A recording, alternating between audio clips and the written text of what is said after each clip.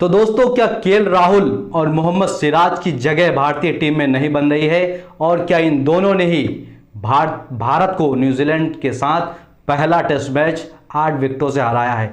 जी हां दोस्तों, इस वीडियो में हम जानेंगे कि किस तरीके से केएल राहुल टेस्ट क्रिकेट में फ्लॉप रहे हैं और किस तरीके से मोहम्मद सिराज भी टेस्ट क्रिकेट में फ्लॉप रहे हैं, और कहीं ना कहीं इन दोनों ने ही भारत को न्यूजीलैंड के साथ जो पहला टेस्ट मैच था उसमें हरवाया है। जी हाँ दोस्तों, न्यूजीलैंड पहली बार यानी कि लगभग 36 सालों के इंतजार के बाद न्यूजीलैंड ने भारत की धरती पर टेस्ट मैच जीता है। जी हाँ दोस्तों, गजब की बल्लेबाजी हुई न्यूजीलैंड की तरफ से और गजब की गेंदबाजी भी हुई, क्योंकि पहली पारी में भारत को महज 46 रन पर ऑल आउट कर दिया था। लेकिन दोस्तों, उसके बाद फिर भारतीय टीम ने वापसी की और ज़बरदस्त अंदाज में वापसी की।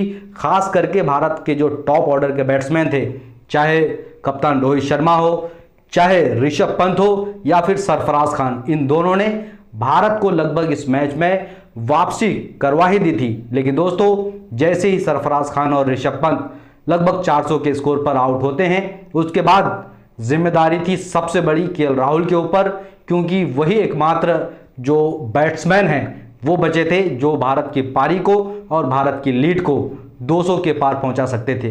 लेकिन दोस्तों, केएल राहुल जो कि पहली पारी में अपना खाता भी नहीं खोल पाए थे, दूसरी पारी में महज 12 रन बनाकर पवेलियन लौट गए और भारतीय टीम को बीच मजेदार में फंसा दिया। और उसके बाद फिर एक के बाद एक लगातार विकेट गिरते रहे। भारत की लीड महज 107 रनों की रही, जिसको कि बड़े ही आसानी से कहीं ना कहीं न्यूजीलैंड ने हासिल कर लिया। और दोस्तों, एक समय पर कहीं ना कहीं जसप्रीत बुमराह न्यूजीलैंड की बल्लेबाजों को परेशान तो कर ही रहे थे, लेकिन दोस्तों, एक अकेला चना कभी भाड़ नहीं फोड़ सकता है। ये जो कहावत है ये कहीं ना कहीं जसप्रीत बुमराह के ऊपर फिट बैठता है, क्योंकि जसप्रीत बुमराह इकलौता वो खिलाड़ी थे, भारतीय गेंदबाज थे जो न्यूजीलैंड के गेंदबाजों को परेशान कर रहे थे। न्यूजीलैंड के बल्लेबाज बड़े ही आसानी से भारत के सभी गेंदबाजों पर चौके और छक्के लगा रहे थे। जी हां दोस्तों, सबसे बड़ी जिम्मेदारी थी मोहम्मद सिराज के ऊपर, जो दूसरे एंड से दबाव बनाए रखते और जो दबाव जसप्रीत बुमराह न्यूजीलैंड के बल्लेबाजों पर डाल रहे थे उसका फायदा उठाकर कहीं ना कहीं मोहम्मद सिराज को विकेट चटकाने चाहिए थे। लेकिन दोस्तों, मोहम्मद सिराज विकेट चटकाने में नाकाम रहे।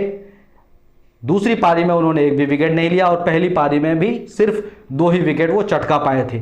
जी हाँ दोस्तों, रिसेंट के अगर मैचों में देखें, मोहम्मद सिराज के प्रदर्शन को देखें तो मोहम्मद सिराज लगातार फ्लॉप हो रहे हैं। मुझे याद नहीं है कि आखिरी बार उन्होंने टेस्ट क्रिकेट में कब 5 विकेट चटकाया था या फिर ओडीआई क्रिकेट में भी कब चटकाया था। शायद वर्ल्ड कप ही था जहां पर उन्होंने शायद 6 या 7 विकेट चटकाए थे। उसके बाद फिर लगातार वो फ्लॉप साबित हो रहे हैं गेंदबाजी में, क्योंकि दोस्तों, जसप्रीत बुमराह का साथ एक जो मेन गेंदबाज है उसको देना चाहिए, वो जो किरदार है वो नहीं निभा पा रहे हैं मोहम्मद सिराज।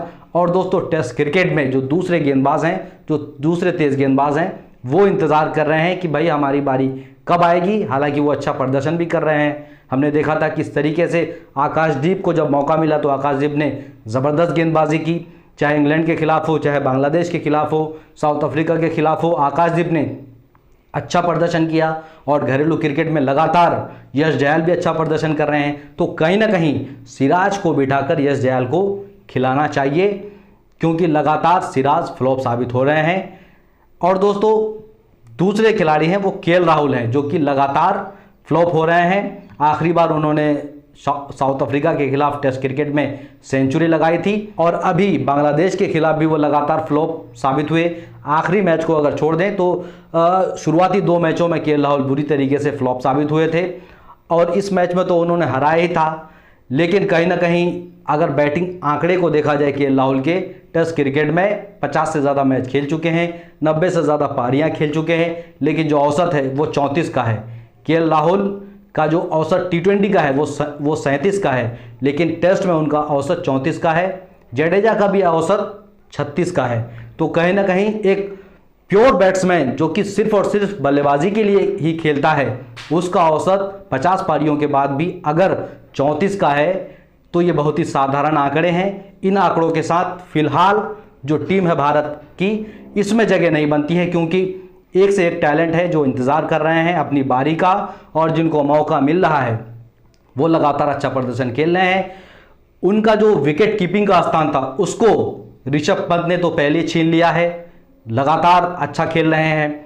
और जो उनके लिए जो बैटिंग में उनका जो कॉम्पिटिटर है सरफराज खान, शुभमन गिल, वो भी लगातार अच्छा कर रहे हैं। सरफराज खान हालांकि पहली इनिंग में फ्लॉप हुए थे, लेकिन दूसरी इनिंग में जिस तरह की उन्होंने बल्लेबाजी की थी, साबित कर दिया है कि भाई वो